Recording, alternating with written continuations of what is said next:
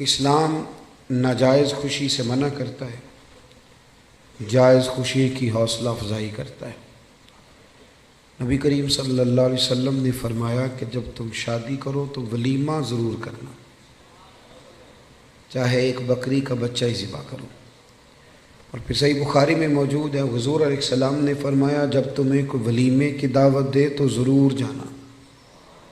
دونوں باتوں پہ غور کر لیں، یعنی ایک طرف فرمایا خوشی کرنا ضرور، اور دوسری طرف فرمایا جب کوئی خوشی کرے تو اس میں شرکت ضرور کرنا۔ نبی کریم صلی اللہ تعالی علیہ وسلم کی گھر کے اندر جو بظاہر حالت تھی، جو حضور کا فقر اختیاری تھا، اس کا عالم یہ تھا کہ ایک ایک مہینہ گھر میں چولہا نہیں جلتا تھا۔ کتنے کتنے ہفتے اور کتنے کتنے دن بیت جاتے تھے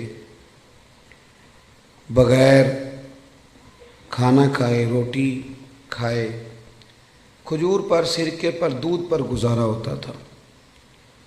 لیکن جب خوشی کا موقع آتا، مسرت کا موقع آتا، اللہ نے آپ کو نواسے دیے امام حسن اور حسین، تو مہینہ مہینہ چولہا نہیں جلتا تھا، پر جب نواسے تشریف لائے تو حضور نے ایک ایک بکرا نہیں، دو دو بکرے ذبح فرمائے، دو دو۔ آپ اس پہلو پر ضرور غور فرمائیے گا کہ 2 بکرے عقیقے میں حضور نے ذبح فرمائے۔ جب خوشی کا موقع آئے گا تو پھر خوشی کا اظہار کیا جائے گا، پھر خوشی اور مسرت کے تذکرے کیے جائیں گے۔ نبی کریم صلی اللہ تعالی علیہ وسلم کا جو میلاد ہے نا، وہ کائنات کا سب سے عظیم ترین واقعہ ہے۔ ہم جو کہ میلاد کا تذکرہ روز کرتے رہتے ہیں، روز سنتے رہتے ہیں، میری بات پہ توجہ ہے آپ حضرات کی؟ مجھے پتا تھا دوستوں نے ابھی آنا ہے، یہ میرے بات علم میں تھی، لیکن میں یہ سمجھتا ہوں کہ افراد کو دیکھ کر بات شروع کرنا یا افراد کو دیکھ کے چھوٹی کرنا یا بڑی کرنا یہ بہتر نہیں ہوتا، اپنے وقت کو دیکھ کے چلنا چاہیے۔ اس لیے مجھے مشورے مل رہے تھے، لیکن میں نے کہا جو کہہ دیا سو کہہ دیا، جو طے ہو گیا سو۔ تو جب میں آپ کی رعایت کر رہا ہوں تو آپ بھی تو میری رعایت کریں نا۔ آپ دائیں بائیں کیوں دیکھ رہے ہیں؟ آپ مہربانی کریں ہماری طرف دیکھیں، اور ہم جو آپ سے باتیں کر رہے ہیں ان پر توجہ کریں۔ اور ہم حضور سید عالم صلی اللہ علیہ وسلم کا میلاد شریف بیان کر رہے ہیں، اور میلاد کے لیے تو شرط ہی کوئی نہیں، اللہ کا فضل ہے۔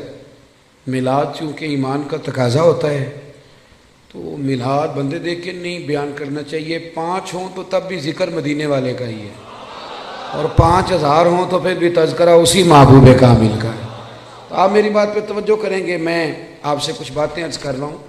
ہم لوگ چونکہ روز میلاد کے تذکرے سنتے ہیں، کرتے ہیں، روز ہمارے پاس ہر سال ربیع الاول شریف تشریف لاتا ہے، ہم اس واقعے کو اس طرح نہیں لیتے جس طرح کہ یہ شان والا اور عظمت والا واقعہ ہے۔ جو لوگ مکہ شریف میں رہتے ہیں نا، بیت اللہ شریف ان کے پاس ہے، وہ زیادہ عمرے نہیں کرتے، وہ نہیں زیادہ طواف کرتے، ان کو پتہ ہے کہ یہ قریب ہی ہے ہمارے۔ جس کے پاس کوئی چیز آ جاتی ہے نا، وہ اس انداز میں قدر نہیں کرتا جو قدر جس کے پاس نہ آئی ہو وہ کرتا ہے۔ میلاد شریف کو اگر آپ نے غور سے دیکھنا ہو تو آپ حضرت آدم علیہ السلام کا وہ قول دیکھیں، جب آپ نے بیٹے حضرت شیش علیہ السلام سے کہا تھا بیٹے سارا کچھ بھول جانا، پر آخری نبی کریم علیہ السلام پر درود و سلام پڑھنا نہ بھولنا۔ آپ نے اگر میلاد کی، میری بات پہ توجہ کریں، میری طرف غور کریں، اگر بات کی قدر و منزلت دیکھنی ہے میلاد کی تو آپ حضرت ابراہیم کی وہ دعا دیکھیں۔ ایک آدمی جب مزدوری کر لیتا ہے تو پھر وہ کہتا ہے کہ مجھے ملنی بھی چاہیے، اور اسلام کا قانون ہے کہ مزدور کا پسینہ خشک ہونے سے پہلے اسے اس کی مزدوری دے دی جائے گی۔ لیکن حضرت ابراہیم نے اپنے صاحبزادے سمیت بیت اللہ شریف تعمیر کیا، اور مزدوری کیا مانگی؟ ربنا وابعث فیہم رسولا، یا اللہ مجھے وہ شان والا رسول عطا کر دے۔ آپ اس شخص کی قدر کو ملاحظہ کرتے ہیں جو ہزاروں سال پہلے نبی پاک کے آنے کی دعائیں مانگ رہا ہے؟ آپ ذرا سوچیں کتنا لمبا انتظار ہے، کتنا لمبا انتظار ہے۔ اور کبھی اس طب اول کو دیکھیں جو محبوب کی ولادت سے کئی ہزار سال پہلے مدینے سے گزرا تھا، تو اسے کسی نے بتایا تھا کہ یہاں آخری محبوب آئیں گے، تو وہ عریضہ لکھ کے دے گیا تھا عریضہ کہ یہ رکھ لینا، اور اگر تمہاری زندگی میں نہ آئے تو پھر اپنی اگلی نسل کو دے دینا، وہ نہ آئے تو اگلی نسل میں دے دینا۔ وہ چلتے چلتے حضرت ابو ایوب انصاری تک پہنچا تھا۔ آپ اس آدمی کا انتظار تو ذرا دیکھیں، اس کا انتظار تو دیکھیں، اس نے میلاد کا کتنا عرصہ انتظار کیا ہوگا، اس کی آنکھوں میں کتنی روشنی ہوگی، کتنی کو تڑپ ہوگی، وہ کتنا ذوق رکھتا ہوگا۔ محبوب جب جناب ابو ایوب انصاری کے گھر آئے تو حضور نے مسکرا کے فرمایا ساری باتیں کر لی ہیں، وہ روکا تو مجھے دے دے، وہ روکا تو میرے حوالے کر دو، میرے نام لکھا گیا ہے۔ نبی کریم صلی اللہ علیہ وسلم نے ہر اس شخص کو، حضرت سلمان فارسی کہتے میں نے صدیوں کا سفر طے کیا، صدیوں کا۔ میرا آپ کا مسئلہ یہ ہے کہ ابا جی دادا جی گھر میں مسلمان تھے، میلاد گھر میں ملا ہے، اس لیے سارا دن بحث ہوتی ہے کہ کرنا چاہیے کہ نہیں کرنا چاہیے، منانا چاہیے کہ نہیں منانا چاہیے۔ میں تو اب اس پر دلائل نہیں دیتا، میں کہتا ہوں صدیاں گزر گئیں، بزرگ دلائل دیتے رہے، کتابیں لکھی گئی، اب ہم سے یہ نہ پوچھو کہ میلاد کرنا چاہیے کہ نہیں کرنا چاہیے، اب تو ہم سے یہ پوچھو کہ میلاد کی جھنڈیاں وضو کر کے لگانی چاہیے کہ بغیر وضو کے بھی لگ جاتی ہیں۔ اب ساری زندگی یہی اٹکے رہنا ہے کہ کرنا چاہیے کہ نہیں کرنا چاہیے۔ اب تو ہم سے پوچھو کہ میلاد کا لنگر وضو کر کے پکانا ہے کہ بغیر وضو کے بھی پک جاتا ہے۔ اب تو آگے بڑھنے کی کوئی بات کرو صاحب کہ یہی ساری زندگی ہم لوگوں نے اٹکے رہنا ہے۔ بھائی میلاد شریف ایک ذوق ہے، بہت بڑا واقعہ ہے، بہت بڑا۔ نبی کریم صلی اللہ علیہ وسلم کی تشریف آور، آج بھی غریب بڑے مجبور ہیں، بڑے پریشان ہیں۔ اللہ نہ کرے ہم پر کوئی ایسا وقت آئے کہ جب ہم بے بس ہو جائیں، لیکن جب آدمی اپنے آپ کو بے بس پاتا ہے تو بڑی تکلیف میں ہوتا ہے۔ میں دعا کر رہا ہوں اللہ نہ کرے کوئی ایسا وقت آئے، لیکن یارو وہ بیٹی کتنی بے بس تھی، جو زندہ ہوتی تھی اسے اس کا باپ قتل بھی نہیں کرتا تھا، یعنی مارتا بھی نہیں تھا، بلکہ ویسے ہی گڑھا کھود کے نا تو زندہ کوئی، یہ کبھی آپ دیکھیں تو پرانے بادشاہ سزا دیتے تھے، زندہ لوگوں کو چنوا دیتے تھے، یہ بہت بڑی سزا ہوتی تھی۔ اب پتہ نہیں کب اس کا دم گھٹتا ہوگا، کب وہ بیچاری مرتی ہوگی۔ زندہ بچی کو زمین میں رکھ کے اس کے اوپر مٹی ڈال دی جاتی تھی، وہ کتنی کو چیخیں مارتی ہوگی۔ آپ سمجھے اس بات کو کہ وہ لوگ کتنے سخت تھے کہ جو اس قدر زیادہ، آج بھی بڑا گناہ گار شخص بھی ہونا تو بیٹی کا نام لیں تو اس کی آنکھوں میں آنسو آ جاتے ہیں۔ وہ بہت بڑا بھی انسان سخت دل ہو تو بیٹی کبھی رو پڑے تو وہ بھی رو پڑتا ہے۔ تو اسے پوچھو تو صحیح بیٹی سے کہ بیٹی معاملہ کیا ہے، تجھے تو زندہ دفن کیا جاتا تھا تو اب اتنا پیار کیوں ہے؟ تو وہ کہتی ہے پیار اس لیے ہے کہ اب مدینے والے کا میلاد ہو گیا ہے، اب حضور تشریف لے آئے۔ بھائی آپ اس بات کو سمجھیں، آج بھی جو کسی کا ملازم ہے وہ بڑا پریشان ہے، جو 2 لاکھ روپے ایڈوانس دے کے کسی کو رکھ لیتے ہیں وہ بڑا تنگ کرتے ہیں، اور سارے خاندان سے مزدوری کراتے ہیں۔ آج بھی جس کو 1.5 لاکھ ایڈوانس دے کے ملازم رکھا جاتا ہے اسے تکلیف دی جاتی ہے۔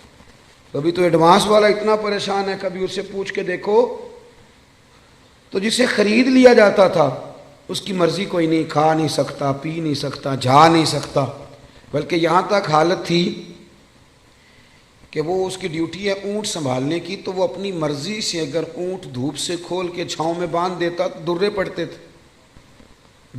تھے تو اتنا سیانہ ہو گیا ہے کہ اب تو پوچھے گا بھی نہیں، اور مرضی کے ساتھ تو نے چھاؤں میں باندھ دیا، اور اگر وہ نہیں باندھتا تھا تو پھر بھی مالک مارتا تھا کہ تجھے نہیں پتہ اسے باندھنا ہے، بس وہ غلام جو ہے تو اسے مار پڑتی تھی۔ حضرت ابو ذر غفاری رضی اللہ تعالیٰ عنہ فرماتے میری لوگ مثالیں دیتے تھے، میں اپنے غلاموں کے حق میں بڑا سخت تھا، ناراض نہ ہونا، آج بھی لوگ بڑے سخت ہیں، بڑے۔ وہ جو ہمارے گھر میں برتن دھوتی ہے نا اس کو لوگ کام والی مائی کہتے ہیں، پڑھا لکھا آدمی کہتا ہے کام والی بی بی آئی ہے کہ نہیں، صفائی والی بی بی آئی ہے کہ نہیں، باتیں ایک ہی ہیں، لیکن اگر اسے پھپھی کہہ لیا جائے تو اس کی عزت بڑھ جائے گی، اگر اسے خالہ کہہ لیا جائے تو اس کی عزت، بات ایک ہی ہے۔ اگر بچوں کو تھوڑا سکھایا جائے اور وہ اس کو آنٹی کہہ کے پکار لیں تو اس میں کوئی فرق، لیکن ہمارا مزاج ہے نا تھوڑی چدراہٹ بیان کرنا۔ میرے گھر میں 6 ملازم ہیں، اللہ اکبر، یہ لفظ کہتے ہوئے دل نہیں ڈرتا، خوف نہیں آتا، یہ بڑے دلیری سے لوگ جملے بولتے ہیں۔ حضرت ابو ایوب انصاری رضی اللہ، حضرت ابو ذر غفاری فرماتے میں غلاموں کے حق میں بڑا سخت تھا، لوگ میری مثالیں دیتے تھے، کہتے تھے پھر تیرا اپنے غلام سے کہتے تھے پھر تیرا وہی حال کریں جو ابو ذر غفاری کرتے ہیں اپنے غلام کا، بڑا مارتا تھا۔ کہتے میں کلمہ پڑھنے کے لیے حاضر ہوا نبی کریم کی بارگاہ میں، حضور نے بڑی نصیحتیں فرمائیں۔ جب میں حضرت زید بن ارقم کے گھر سے باہر نکلنے لگا نا، دار ارقم میں تھے حضور، تو محبوب نے آواز دی، فرمایا ایک بات رہ گئی، یا رسول اللہ حکم کریں، تو فرمایا اپنے غلاموں کے ساتھ اچھا سلوک کرنا۔ آپ فرماتے ہیں گویا میری نبض پہ یاد رکھ دیا نبی پاک، میری نبض پہ۔ میں نے فوراً عرض کی حضور کس طرح کا سلوک کروں؟ نبی پاک علیہ السلام نے سلوک بھی بتایا، فرمایا جس طرح کا خود کھانا اسی طرح کا انہیں کھلانا۔ یہ میلاد کی تعلیمات ہیں، ان کو ذرا سمجھ کے جائیے گا۔ جس طرح کا خود کھانا اسی طرح کا انہیں کھلانا، اور فرمایا جس طرح کا خود پینا اسی طرح کا انہیں پلانا، اور جس طرح کا خود پہننا اسی طرح کا انہیں پہنانا۔ یہ حضور کی تعلیمات ہیں ملازم کے حق میں۔ آج پڑھی لکھی سوسائٹی میں یہ ہوتا ہے سارا کچھ، جو بڑا شور کرتے ہیں لبرل لوگ کہ ہم جی بڑے بڑے حقوق بیان کرتے ہیں سوسائٹی میں، تو یہ کرتے ہو سارا کچھ کہ جس طرح کا خود کھانا اسی طرح کا انہیں بھی کھلانا، جس طرح کا خود پینا اسی طرح کا انہیں بھی پلانا۔ حضرت ابو ذر غفاری فرماتے ہیں میرے غلام بڑا ڈرتے تھے، پر میں حضور کی بات سن کے جب گھر گیا نا، تو آج میں نے اپنی اہلیہ سے کہا کھانا تم پکاؤ گی، کہ انہوں نے کھانا پکایا تو میں نے خود دسترخوان پہ چنا، آدھے غلام ادھر بٹھا لیے آدھے ادھر بٹھا لیے، میں بیچ میں بیٹھ گیا۔ فرماتے ہوں میرے ساتھ جو غلام بیٹھا تھا وہ بوڑھا تھا، وہ لقمہ اٹھاتا تو ہاتھ کانپتے۔ میں نے انہیں کہا بابا ڈرتے کیوں ہو؟ تو کہنے لگا اب نہیں مجھ سے درے کھائے جاتے، میں بوڑھا ہو گیا ہوں۔ روٹی پہ بٹھا لیا، جو اصل بات ہے وہ بتائیے، ہمیں ڈر آتا ہے آپ سے۔ تو حضرت ابو ذر غفاری فرماتے میں کبھی نہیں رویا تھا، پر آج میں رو پڑا۔ میں نے کہا بابا اب تمہیں کوئی بھی نہیں مارے گا، اب تم پر کوئی درے نہیں برسائے گا، اب تمہارے سفید بالوں کی قدر ہوگی۔ وہ کہنے لگے اب کیا ہوا ہے؟ تو میں نے کہا میں مدینے والے رسول کا غلام بن گیا ہوں، اور حضور نے حکم دیا ہے غلاموں کے ساتھ اچھا سلوک کرنے کا۔ بھائی میلاد، آپ ذرا پس منظر میں جائیں، میلاد کو ذرا دیکھیں۔ میں نا اس سال ربیع الاول شریف پہ نا ہر محفل میں دوستوں کو ایک مشورہ دے رہا ہوں، آپ کو بھی دے دوں؟ جو چوپ ہے ان کی ہاں ہے کہ نہ ہے؟ اللہ جزائے خیر دے آپ کو۔ کچھ چوپ بھی بیٹھے ہوئے نا جی، جو بندے چوپ ہوتے ہیں وہ کبھی کبھی گھورتے بھی ہیں تھوڑا سا، تو بندہ پریشان بھی ہوتا ہے کہ اب یہ گھور رہا ہے، اللہ جانے کیا بات ہے۔ تو آپ تو خوش ہیں نا، خوش اس لیے ہونا چاہیے کہ میلاد شریف کا موقع ہے۔ نثار تیری چہل پہل پہ ہزاروں عید ربیع الاول، سوائے ابلیس کے جہاں میں سبھی تو خوشیاں منا رہے۔ تو میرے عزیز آپ میری بات پہ توجہ، میں ایک مشورہ دے رہا ہوں دوستوں کو۔ میں کہتا ہوں کہ میلاد شریف نا ہمارے یہاں رسمن بھی منایا جانے لگا ہے۔ کچھ لوگ میلاد آتا ہے تو کچھ لوگوں کا سیزن آ جاتا ہے، ان کا سیزن شروع، ریٹ لگنے لگتے ہیں، باہر کی نہیں گونے لگتی ہے، ماحول شروع ہوتا ہے۔ کچھ چندے مانگنے والے ہیں وہ بھی چونکوں میں پلیٹیں لگے کھڑے ہو جاتے ہیں۔ ایک طرف یہ دعویٰ کرتے ہو کہ ہم نبی پاک کے نام کا کھاتے ہیں، ہمارا سارا کچھ حضور کا صدقہ، اور میلاد کی باری آئے تو چندے مانگتے ہو۔ سارے سال میں ایک محفل تو اپنی جیب سے کرا لو، ایک ہی جیب سے کرا لو، چلو علامہ صاحب بھی ایک جیب سے کرا لیں، پیر صاحب بھی ایک جیب سے کرا لیں، کوئی ایک تو جیب سے کراؤ۔ ایک طرف کہتے ہو حضور کے نام کا کھاتے ہیں، دوسری طرف پلیٹیں لے کے کھڑے ہو چونکوں میں، یہ کیا معنی ہوا؟ میرے عزیز میلاد جذبات کے ساتھ منائیں، میلاد شوق کے ساتھ منائیں۔ بہت بڑا چودھری، نواب، سیٹھ، بہت بڑا جو ہے وہ انڈسٹری کا مالک 12 ربیع الاول شریف کو نا صبح صبح جھاڑو لے لے اور اپنے محلے کی مسجد میں جا کے جھاڑو دینا شروع کر دے۔ وہ سارے لوگ پوچھیں سیٹھ صاحب آپ نے تو کبھی خود اٹھ کے پانی کا پیالہ نہیں پیا، آج خیریت ہے؟ تو اس کی آنکھیں آنسو بہائیں، وہ کہے یارو آج میں صفائی کروں گا، اس لیے کہ آج کوئی معمولی دن نہیں، آج میرے نبی کریم کے میلاد شریف کا دن ہے۔ یہ ذوق بنے، ذوق۔ علامہ صاحب، پیر صاحب، مفتی صاحب وہ جھاڑو لے لے اور مسجد کی گلی میں صفائی شروع کر دیں، سارے شاگرد اور مرید اور عقیدت مند دوڑ، حضرت میں کرتا ہوں مجھے دے دیں، تو وہ کہ نہیں یار تو پیچھے ہٹ جا، مجھ سے تو کسی نے سلام نہیں لینی تھی، میرا تو کسی نے حال نہیں پوچھنا تھا، یہ میری جتنی شانیں ہیں یہ مدینے والے محبوب کے میلاد کا ہی صدقہ ہے۔ آج حضور کا میلاد شریف ہے، 2 جوڑے لے لیے بھائی نے، ایک مٹھائی کا ڈبہ لے لیا اور 10 ربیع الاول کو اپنی بہن کے گھر چلا گیا، جا کے نا اسے مٹھائی کھلائی، 2 جوڑے کپڑوں کے دیے، تو ہمشیرہ بول پڑی، کہنے لگی بھائی تیرے پاس تو ٹائم ہی نہیں ہوتا، تو کیسے آ گیا ہے؟ تو کیسے آ گیا؟ تو بھائی کی آنکھیں چمک پڑی، وہ کہنے لگا بہن 2 دن بعد نا میرے نبی پاک کا میلاد شریف ہے، تو میں عید میلاد والی عید ہی دینے آیا ہوں۔ تو بہن رو پڑی، نے سارے محلے کو بتایا میرا بھائی اپنے نبی سے بڑا ہی پیار کرتا ہے، بڑا ہی۔ میلاد میں نا جذبات نہیں شامل ہوتے، اب بات رسمن رہ جاتی۔ اب وہ کیفیات جو آدمی اپنے بیٹے کی شادی رکھتا ہے، اس کی بہن اور بہنوئی اگر ناراض ہوں تو وہ منانے نہیں جاتا ان کو، بتاؤ یار شادی ہے، خوشی تمہارے بغیر نہیں ہو سکتی۔ تو میلاد شریف کی جس نے خوشی کرنی ہے اس کے سارے رشتہ دار ناراض ہو تو اس نے خوشی کیسے منا لی؟ چاہیے تو یہ تھا نا کہ وہ میلاد شریف سے پہلے جاتا ناراض لوگوں کے گھروں میں اور جا کے کہتا ساری خوشیوں سے بڑی خوشی یہ آئی ہے، میں آپ سے معذرت کرنے آیا ہوں، آؤ سارے مل کے اکٹھے ہو کے نبی پاک کا میلاد منائیں۔ ہم اگر میلاد میں جذبات شامل کریں، ذوق شامل کریں، گہرائی میں اتر جائیں، گہرائی میں جائیں، اور پھر جتنی تعلیمات ہیں نبی پاک کے میلاد کی، جتنی تعلیم، دیکھو نا آج بھی جب میلاد کا اسٹیج سجتا ہے نا، جس نے 2 لاکھ روپیہ، 1 لاکھ روپیہ، 50,000 روپیہ تعاون کیا ہوتا ہے نا، وہ اسٹیج پہ بیٹھ جاتا ہے، چاہے وہ سارا سال مسجد نہ آیا ہو، اس نے جیب میں رکھی ہوتی ہے، سیاستدان نے، سیٹھ صاحب نے ٹوپی، تو وہ سفید ٹوپی نکالتا ہے، چونکہ اس نے 50,000 دیا تو آ جاتا ہے اسٹیج پہ، اور جن کے ہاتھوں میں نوٹوں کی دتیاں آتی ہیں وہ سارے فرنٹ سیٹ پہ بیٹھے ہوتے ہیں، اور پھر ان کے نام بھی نعت خواں یاد کر لیتے ہیں، اللہ ماشاء اللہ، کہتے ہیں یہ حاجی بڑا عاشق رسول ہے۔ بھی عشق تو اندر کی بات ہے، تجھے کیسے پتا چلا اس کے اندر ہے کہ نہیں؟ یہ تو تو کیسے گہرائی میں اتر گیا کہ حاجی عاشق رسول ہے، کہ یہاں عشق رسول کے لیے نوٹوں کی دتھی کا ہونا ضروری ہے؟ یہ مزاج بدلیں۔ سارا سال ہر اسٹیج پہ امیروں کا قبضہ رہتا ہے، اگر میلاد کے اور سیرت کے اسٹیج پر بھی امیروں کا قبضہ رہا تو غریب بیچارے کدھر گئے؟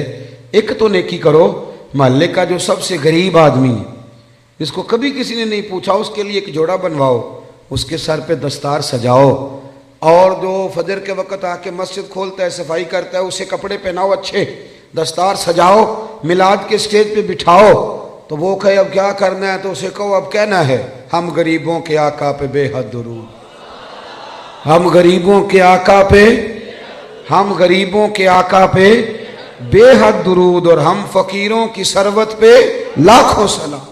میلاد میں اصطلاحات کی ضرورت ہے۔ مجھے نہیں اچھا لگتا لنگر ہو میلاد شریف کا اور وہ چھتوں سے بانٹا جائے، ایک طرف لنگر اور وہ بھی لنگر شریف، اور پھینکا جا رہا ہے چھتوں سے۔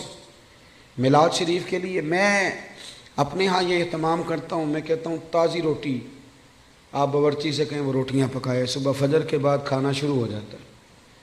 میں اپنے سنگیوں سے کہتا ہوں بھی سارا دن روٹی کھانی ہے آج، سارا دن۔ اس کا طریقہ یہ ہوگا کہ تھوڑی سی اب کھا لو، تھوڑی سی ٹھہر کے کھا لو، تو وہ کیسے کھانی ہے؟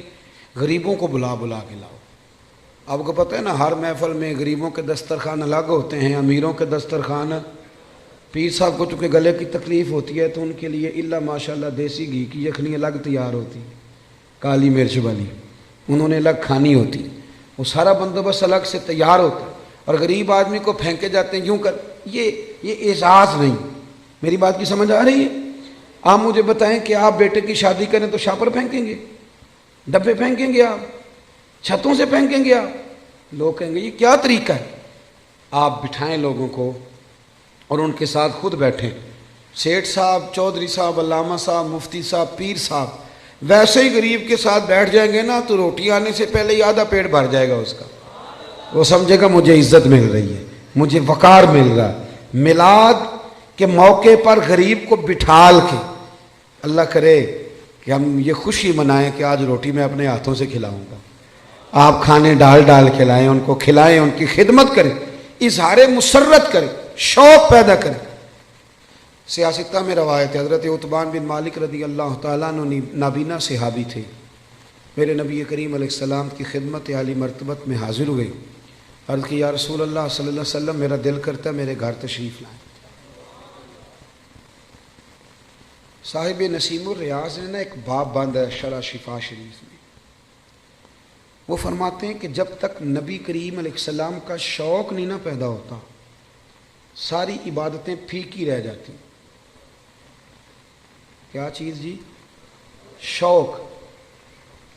نبی کریم علیہ السلام فرماتے ہیں، رب فرماتا ہے جو مجھ سے ملنے کا شوق رکھتا ہے نا، اللہ فرماتا ہے میں بھی اس سے ملنا چاہتا ہوں، اور جس کے دل میں کبھی خواہش نہ پیدا ہوئی کہ میں اپنے رب سے ملوں، رب بھی اس کی ملاقات کو پسند نہیں۔ یہ شوق یعنی حضور علیہ السلام کا شوق، محبوب کے لیے اہتمام، بندوبست، یہ ضروری ہے۔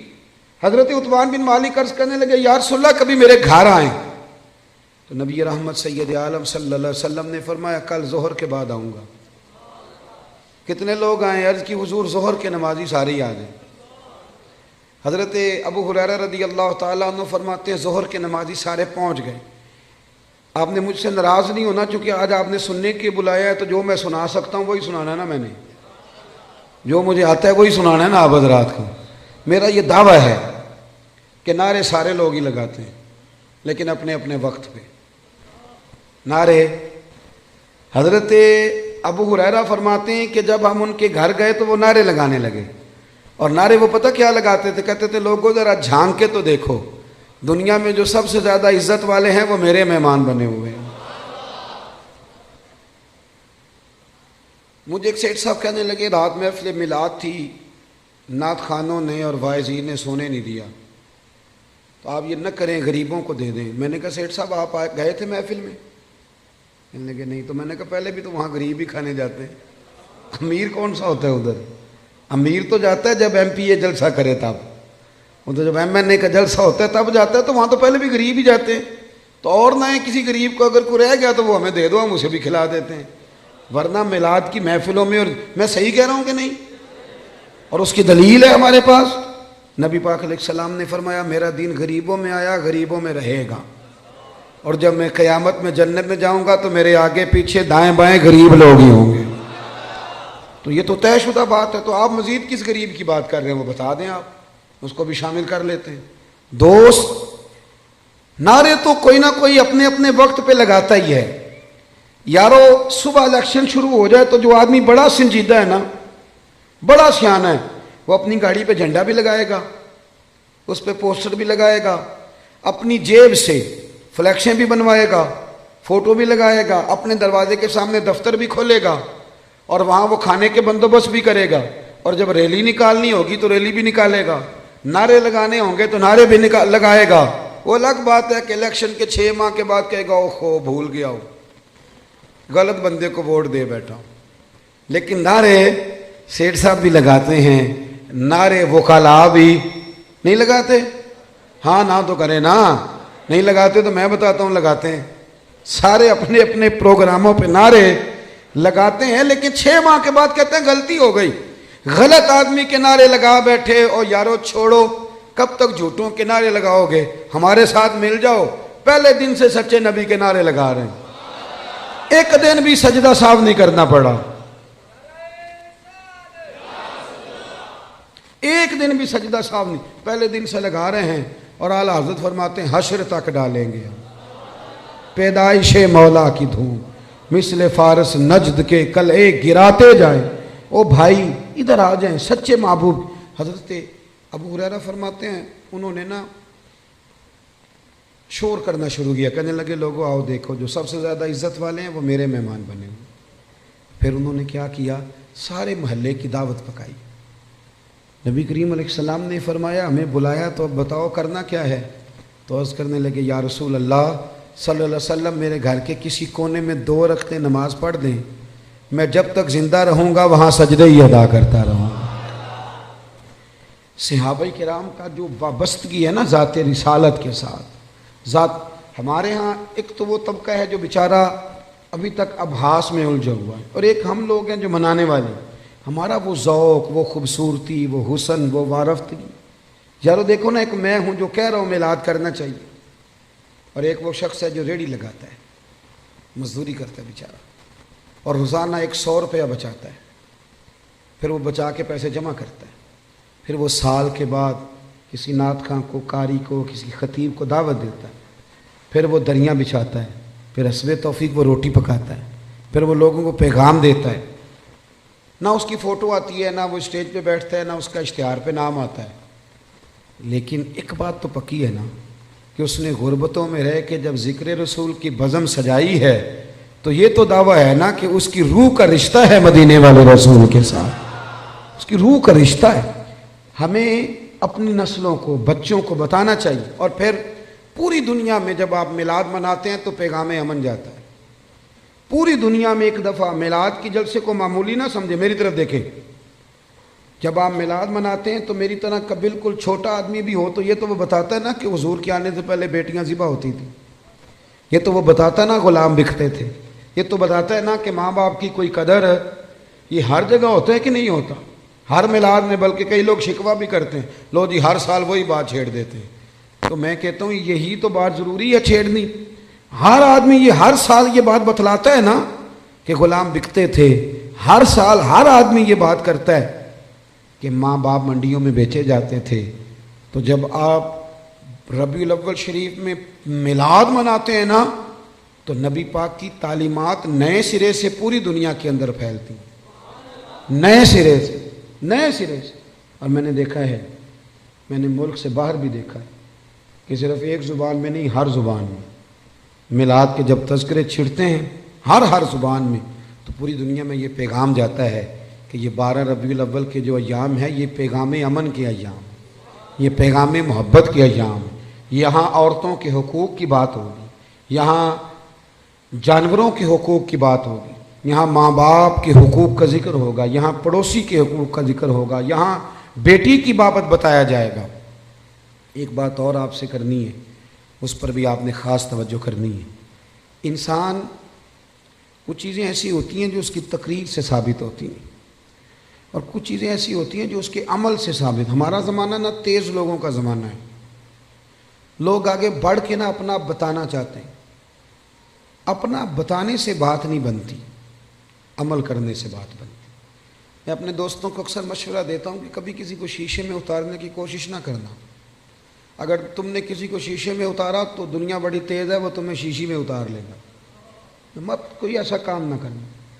اخلاص حسن ہے زندگی کا، اخلاص والے لوگ اداکار نہیں ہوتے، وہ جو ہوتے ہیں وہ اصل ہی ہوتے ہیں، وہ جو ہوتے ہیں وہ اصل ہوتے ہیں، ان میں کوئی اداکاری نہیں ہوتی۔ میلاد شریف کا عنوان اور میرے نبی کریم صلی اللہ تعالی وسلم کی تشریف آوری، اس نے دنیا سے ہر ملمہ سازی کو دور کر دیا اور احساس، اخلاص، ان چیزوں کو بیدار کر دیا۔ حضور کے آنے سے پہلے رشتے سارے ہی تھے، ماں بھی ہوتی تھی، باپ بھی ہوتا تھا، بہنیں بھائی سب رشتے ہوتے تھے، رشتے تھے، ان میں احساس نہیں تھا۔ اگر میلاد منانے والے میں احساس ہی نہ ہو اور وہ دعویٰ اونچا کرے، احساس ہی نہ ہو سرے سے، وہ بالکل دنیا داری کرے۔ میلاد تو احساس کا نام ہے نا، حضور نے احساس دیا، احساس۔ ہمارے یہاں کچھ رشتے ایسے ہوتے ہیں جن کا تذکرہ لوگ کرتے نہیں، شرماتے ہیں، جیسے میاں بیوی کا رشتہ ہے۔ اس انداز میں ماں باپ کے حقوق بیان کیے جاتے ہیں، اولاد کے کیے جاتے ہیں، پڑھو۔ اس رشتے میں بہت سارے لوگ بات کرتے ہوئے جھجکتے ہیں، حالانکہ یہ وہ رشتہ ہے جسے اللہ نے اپنی نشانیوں میں سے نشانی قرار دیا۔ نبی کریم علیہ السلام نے اس رشتے کا اتنا احساس بیان کیا۔ حضرت عائشہ صدیقہ رضی اللہ تعالیٰ عنہ فرماتی ہیں، حضور گھر میں نا اکثر اپنی پہلی زوجہ سیدہ خدیجہ الکبریٰ رضی اللہ تعالیٰ عنہ کا ذکر چھیڑ دیتے تھے۔ اکثر مجھے رشک آتا تھا، میں ناز کرتی تھی، کیا بات ہے، خدیجہ کی کیسے مقدر ہے کہ ان کے وصال کو زمانہ بیت گیا اور حضور ذکر کرتے ہیں۔ کہتی ہیں میرا دل تھا کبھی حضور سے پوچھوں گی۔ ایک دن نا نبی کریم علیہ السلام گوشت لائے اور مجھ سے فرمایا کہ آج تک گوشت پکاؤ۔ کہتی ہیں وہ گوشت میرے سامنے ہے، میں صاف کرنے لگی تو محبوب کریم علیہ السلام نے فرمایا ذرا شوربہ زیادہ کرنا۔ میں نے کہا یا رسول اللہ صلی اللہ علیہ وسلم کچھ مہمان آئیں گے؟ تو حضور فرمانے لگے نہیں، مجھے پتہ چلا ہے مدینے میں نا ختیجۃ الکبریٰ کی کچھ سہیلیاں آئی ہیں، تو تم شوربہ زیادہ پکانا، میں کچھ سالن انہیں بھی بھیجوں گا۔ میں کہہ رہا ہوں ذرا رشتے کے احساس کی شدت کو ملاحظہ کریں۔ وہ باتیں جو اکثر لوگ کرتے وہ جھجکتے ہیں کہ اب اس کی بھی شدت بیان کی جائے گی۔ فرمایا میں نے نا انہیں سالن بھیجنا ہے۔ تو حضرت عائشہ صدیقہ کہتی ہیں میں نے جھجکتے جھجکتے سنبھل کر سوچ کر مسجع مکفہ بڑی احتیاط سے نظریں جھکا کے ایک جملہ کہا، میں نے کہا یا رسول اللہ صلی اللہ علیہ وسلم، اللہ نے آپ کو جوان اور خوبصورت بیویاں دی ہیں، آپ تو ہر وقت حضرت ختیجہ کا ذکر ہی کرتے رہتے۔ کہتی ہیں میں نے تو بات کر دی اور میں خاموش ہو گئی، اب میری جرت نہیں تھی کہ نظر اٹھا کے دیکھوں چہرہ نور کا رنگ کس طرح کا ہے، جھجک رہی تھی۔ پوری ہمت کر کے میں نے ذرا نظر اٹھائی تو حضور کے چہرے پہ جلال تھا۔ تو محبوب فرمانے لگے عائشہ آج بات کی، آج کے بعد نہ کرنا۔ یا رسول اللہ کیا ہوا؟ فرمایا عائشہ میرے پاس جتنے لوگ آئے ہیں نا وہ سکھوں کے وقت آئے ہیں، ختیجہ تو میرے دکھوں کی ساتھی ہے، وہ تو میری تکلیفوں کی ساتھی۔ فرمایا لوگ مجھے پتھر مارتے، میری راہوں میں کانٹے بچھاتے، میں پریشان ہو کے گھر لوٹتا، اس وفادار بیوی کے ایک ہاتھ میں دودھ کا پیالہ ہوتا، ایک ہاتھ میں کھجوریں ہوتی، کھجور کھلا کے دودھ پلا کے بستر بچھا کے کہتی محبوبہ غم نہ کرنا، اللہ بڑی شان عطا فرمائے گا۔ اتنی شدت رشتوں نے پیدا کر دی، اتنا احساس۔ حضرت عائشہ کہتے ہیں کہ بوڑھی اماں حضور سے ملنے آئیں تو نبی پاک نے بڑا ہی پیار کیا، کھانے کھلائے، حضور بڑی محبت سے باتیں کرتے رہے۔ نبی کریم علیہ السلام نے جاتے دفعہ تحفے بھی دیے۔ صاحب کنز العمار لکھتے ہیں حضرت عائشہ کہتی میں نے کہا حضور مہمان تو روز آتے ہیں، پر اتنا پیار؟ کون تھی بی بی؟ محبوب فرمانے لگے ختیجۃ الکبریٰ کی سہیلی تھی، یہ آتی تھی، ختیجہ ٹائم دیتی تھی۔ کیا خوبصورت جملہ ہے۔ فرمایا میں نے آج ختیجہ کے طریقے کو زندہ رکھا ہے، میں نے اسے وقت دیا، حسن العہد من الایمان۔ محبوب فرمانے لگے اچھے طریقے سے رشتے نبھانا یہ بھی ایمان کا حصہ ہے۔ او میرے دوست رشتوں کی شدت ہو، او یار چھوڑ، ایسے ہی تو باتیں سن سن کے ادھر ادھر سے اپنے سگے بھائی کا مخالف ہو گیا۔ بھائی سے پیار کر، بھائی سے محبت کر۔ میلاد کا معنی رشتوں میں حسن پیدا کرنا۔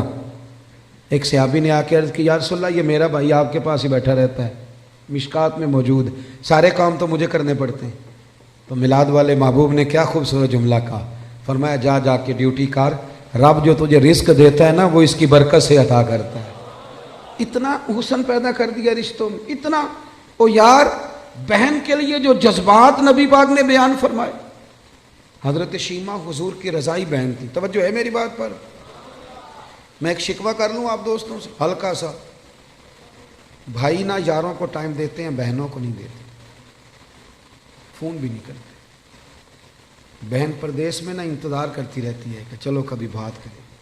میں آپ کو بڑی ذمہ داری سے کہتا ہوں، میرے ایک سنگی نے ایک دفعہ کہا کہ پیر صاحب میرے لیے دعا کرنا، تو میں نے اسے کہا یار میں تو مصروف آدمی ہوں، میں کوشش کرتا ہوں کہ یا اللہ جن جن نے دعاؤں کے لیے کہا صاحب کی قبول کر۔ کہنے لگا میں بڑا پریشان ہوں، نام لے کے کریں۔ میں نے کہا میں نہیں وعدہ کرتا، ہاں اگر تو نے صحیح دعا کرانی ہے نا رونے والی تو اپنی بہن سے کہہ، وہ تو اشارہ دے جا کہ میرے لیے دعا کرنا تو مسلح بھگو دے گی رات کو رو رو۔ ہاں بیٹی سے کہہ، اور اگر بہت جلدی قبول کرانی ہے تو پھر اپنی اماں کے کان میں کہہ، پھر دیکھ تیرے لیے کس طرح دروازہ کھلتا ہے۔ اور میرے نبی کریم نے وعدہ بھی فرمایا ہے، حضور فرماتے ہیں جب ماں باپ اولاد کے لیے ہاتھ اٹھاتے ہیں تو رب خالی لوٹاتا ہی نہیں۔ حضور نے نا یہ احساس دیکھیں نا، آج لبرل لوگ کھڑے ہوتے ہیں تو وہ کہتے ہیں جی اسلام نے جی بہنوں کا حصہ آدھا رکھا ہے اور بھائی کا ڈبل رکھا ہے۔ میں کہتا ہوں تم نے دین سیکھا ہی نہیں، ہمارے پاس آؤ ہم تمہیں بتائیں۔ بیٹی کا حصہ زیادہ ہے بیٹے سے، کہتے ہیں یہ تو ڈبل ہے۔ اور میں نے کہا خدا کے بندے عورت کا حصہ سنگل ہے، پر یہ بتاؤ اس کے ذمہ کوئی حق ہے؟ بچوں کا نان نفقہ ماں کی ذمہ داری کے باپ کی؟ بیوی کا نان و نفقہ اس نے دینا ہے، بچوں کی پرورش خاوند نے کرنی ہے، ماں باپ کی ذمہ داری کس نے اٹھانی ہے؟ عورت کا حصہ سنگل ہے، ذمہ داری کوئی بھی نہیں، وہ سارا اس کے پاس بجٹ ہی بجٹ ہے، وہ لگا دے تو اس کی مہربانی، خرچ کرے تو اچھا، ورنہ اس کے ذمہ کوئی حق نہیں ہے سوائے اس کے کہ زکوٰۃ فرض ہو جائے یا حج فرض ہو جائے یا قربانی واجب ہو جائے، اس کے ذمے کوئی حقوق، مرد کا حصہ ڈبل ہے، پر ذرا اس کی ذمہ داریاں تو دیکھ۔ وہ میری طرف دیکھ کے خوش ہونے لگا، کہنے لگا صاحب آج تو آپ نے رخ ہی بدل دیا بات کا۔ اور میں نے کہا آپ دور بیٹھ کے باتیں سنتے ہیں نا، آپ کبھی قریب آئیں، جتنا جتنا میرے محبوب کا دین پڑھتے جاؤ گے نا، میرے محبوب کے غلام بنتے جاؤ گے، گدائی کرتے جاؤ گے رسول کریم۔ حضرت شیمہ حضور کی رضائی بہن تھی، حضرت حلیمہ سعدیہ کی بیٹی۔ ان کے قبیلے پر مسلمانوں نے باقاعدہ حملہ کیا، گرفتار ہوئے لوگ، اور بڑی سخت جنگ لڑی مسلمانوں۔ یہ جب آئی نا مدینے تو حضرت ابو ہریرہ کہتے ہیں آگے کہنے لگی میری نا اپنے نبی کریم علیہ السلام سے ملاقات کراؤ۔ تو میں نے بی بی کا دوپٹہ دیکھا تو پرانا تھا، میں نے حالت دیکھی تو اس کی پرانی تھی، سادے کپڑے۔ کہنے لگی کراؤ نا میری ملاقات۔ اللہ اکبر، 2-3 دفعہ کہا تو میں نے کہا تم کون ہو؟ کہنے لگی جا کے نا تو محبوب کی بارگاہ میں عرض کرو کہ یا رسول اللہ شیمہ آئی ہے، کان میں کہو۔ حضرت ابو ہریرہ کہتے ہیں کہ میں اس کی باتیں سن رہا تھا، مجھے یقین نہیں تھا، میں نے کہا یہ بی بی کس طرح بول رہی ہے؟ یہ اعتماد اگر ہوتا ہے تو صرف بہن کو ہی ہوتا ہے، یہ رنگ اسی کا ہوتا ہے۔ کہتے ہیں میں گیا اور میں نے جا کے حضور کے کان میں کہا یا رسول اللہ ایک بی بی یہ سادے سے کپڑے جو لوگ گرفتار ہو کے ہیں ان میں آئی، کہتی میرا نام شیمہ ہے۔ حضرت ابو ہریرہ کہتے ہیں محبوب نے تو دونوں مقدس آنکھیں کھول کے میری طرف دیکھا، فرمایا شیمہ؟ یا رسول اللہ، کہتے ہیں حضور اتنی تیزی سے اٹھے کہ چادر مبارک منبر پہ رہ گئے۔ محبوب گھر لے گئے، کہا عائشہ کو بھی بلاؤ، فاطمہ کو بھی بلاؤ، سودا اور حفصہ کو بھی بلاؤ، میری ہمشیرہ آئی ہے۔ کھانے بننے لگے، خدمتیں ہونے لگی۔ سارا زمانہ ترستا ہے کہ مدینے میں کوئی کلی بن جائے، پر میرے محبوب فرمانے لگے شیمہ تو پسند کرے تو تیرے لیے مدینے میں مکان نہ بنا دوں، اگر تو کہے تو میرے پاس رہ جا، میری بہن یہاں رہ جا۔ حضرت عائشہ کہتی میں رو رہی تھی کہ محبوب اتنا پیار، اتنی محبت، وہ رضائی بہن کے ساتھ۔ میلاد تو احساس کا نام ہے، تیرے اندر احساس ہی نہ ہو اور تو خالی نعرے لگا کہ گھر لوٹ آئے، تو تو میلاد کو کیا سمجھا؟ تو مقصد تک کیسے پہنچا؟ میرے عزیز غور کرے۔ حضرت شیمہ کہنے لگی نہیں میں نے واپس جانا ہے، اور میں ٹھیک ہے میں تیاری کرا دیتا ہوں۔ کہنے لگی اکیلی نہیں جاؤں گی، میرا جتنا قبیلہ گرفتار ہوا ہے سارا آزاد کریں۔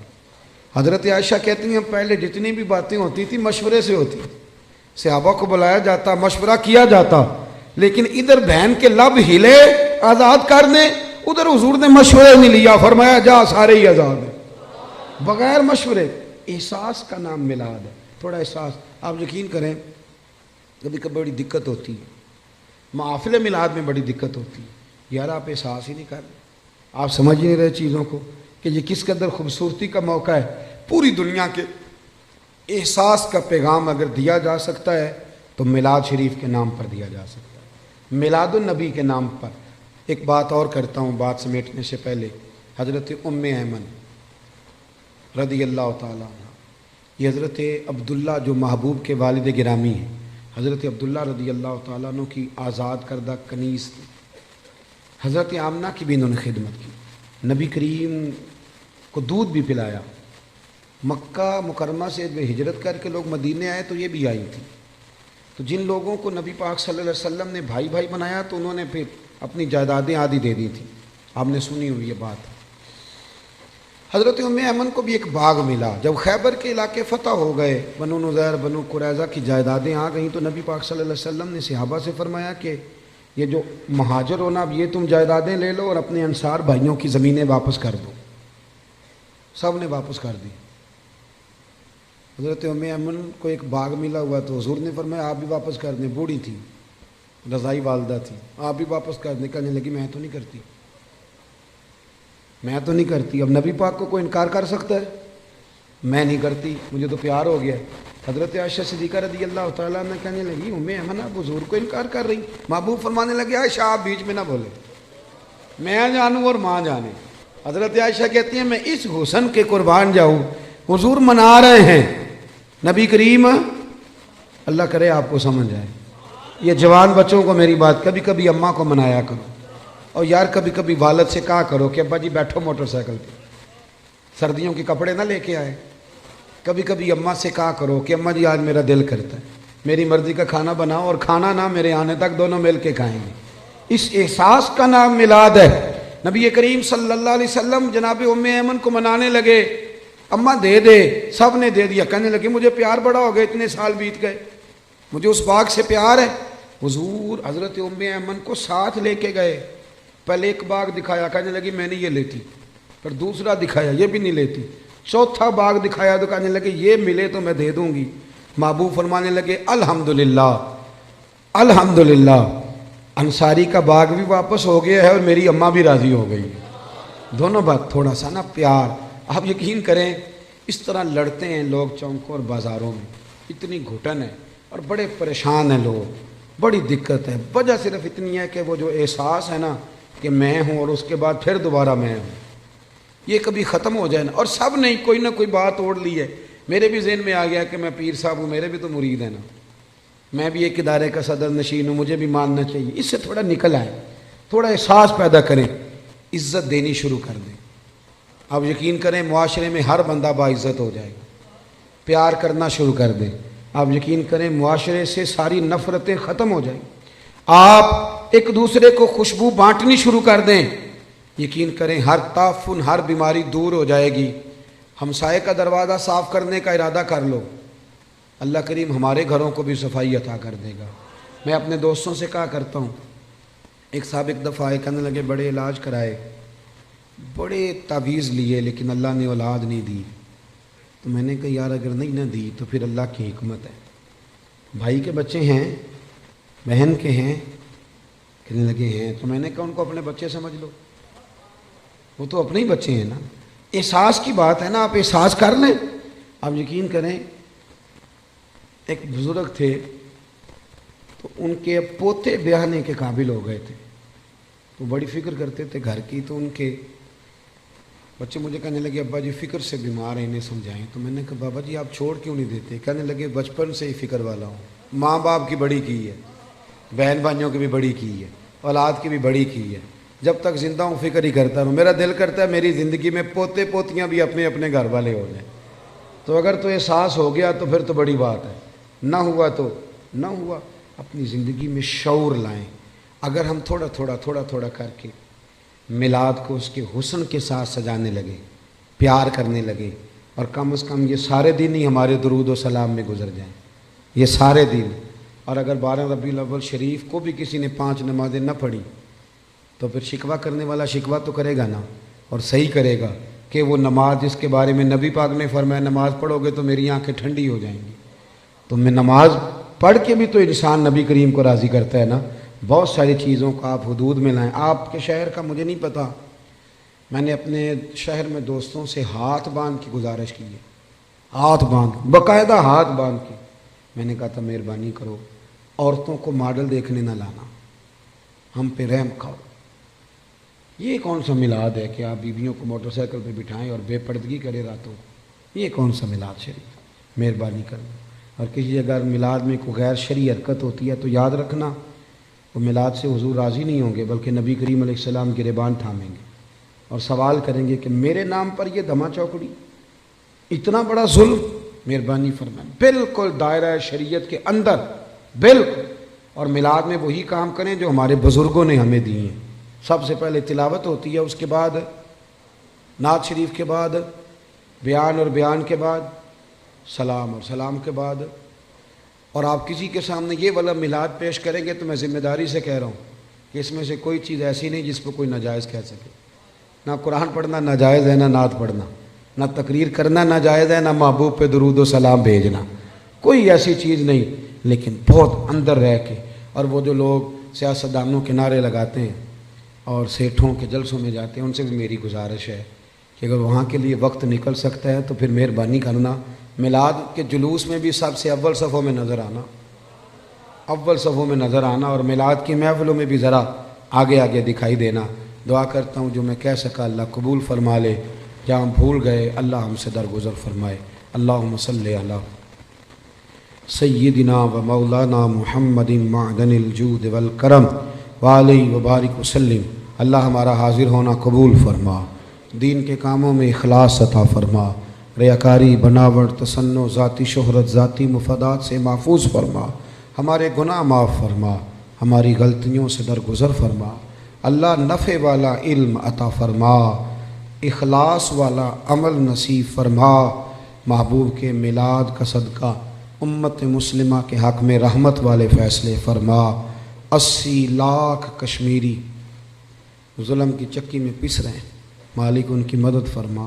سالوں بیت گئے پر برما کے مجبور ابھی بھی خیموں میں رہتے، اللہ ان کی مدد فرما۔ فلسطین کا لوگ ذکر کرنا ہی چھوڑ گئے، اللہ ان بیٹیوں پہ رحم فرما۔ عراق پہ، افغانستان، لیبیا پہ روز بم برستے، اللہ محبوب کریم کی تشریف آوری کا صدقہ امت کے حال پہ رحم فرما۔ پاکستان کو استحکام عطا فرما، نبی کریم علیہ السلام کی شریعت کا یہاں نفاذ فرما، نظام مصطفیٰ علیہ السلام کی ٹھنڈا سویرا ہمیں عطا فرما۔ میرے جن دوستوں نے یہ خوبصورت بندوبست کیا ہے، اللہ ان کی دنیا بھی سنوار دے، آخرت بھی سنوار دے، اللہ ان کے حال پہ رحم فرما دے، ہر پریشانی اور آزمائش سے بچا۔ کتنی تعداد میں دور و نزدیک سے احباب تشریف لائے، اللہ تیرے لیے، تیرے محبوب کے لیے بیٹھے، ہمارا بیٹھنا مقبول فرما۔ بیماروں کو شفا دے دے، مقروضوں کو قرضوں سے رہا کر دے، جو تنگ دست ہیں انہیں وسعت رزق دے دے۔ اللہ یہاں جتنے لوگ بیٹھیں، جس کے دل میں جائز آرزو ہے اپنے فضل سے پوری فرما دے۔ رب اغفر وارحم وانت خیر الراحمین۔ اللہ بالخصوص دعا کرتے ہیں ٹرین کے حادثے میں جو لوگ زخمی ہیں انہیں شفا دے دے۔ اللہ جن کے پیارے بچھڑ گئے انہیں صبر اور حوصلہ دے دے۔ ہمیں زمینی اور آسمانی آفات و بلیات سے محفوظ فرما۔ رب اغفر وارحم وانت خیر الراحمین۔ وصلی اللہ تعالی علی حبیبہ سیدنا و مولانا محمد۔ السلام علیکم۔